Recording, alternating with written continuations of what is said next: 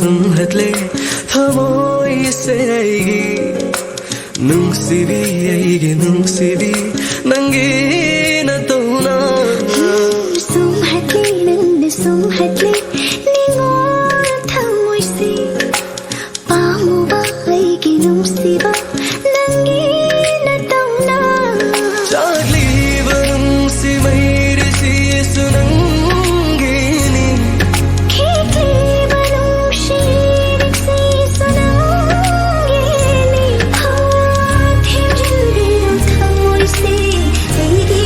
nungsiba amutangan si Huidrom thamoi se ning hamjage thamoi gi marom dang lage nang se nang si Huidrom si Huidrom thamoi se ning hamjage thamoi gi marom dang lage nang se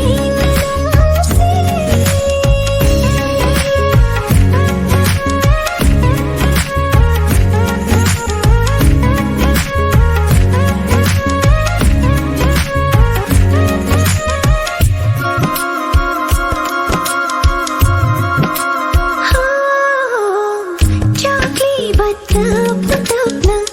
lau mai ge mai ri gum tap na som lok si ra si nung shili pang che khasi chagli batap na nung si gilam di se yaurani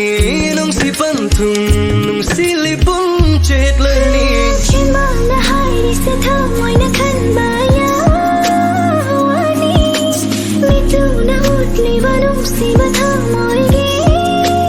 holi thamoi se pathogle nung si gi reida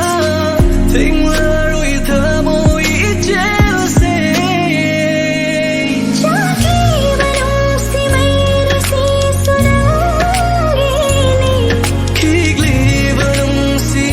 rik si sunangi ni ho them jing bi ro thamoi se ai nung si vi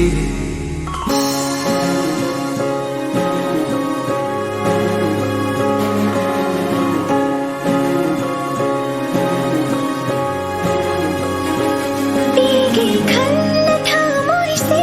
chang se lui na na ta aigi oi re khan na na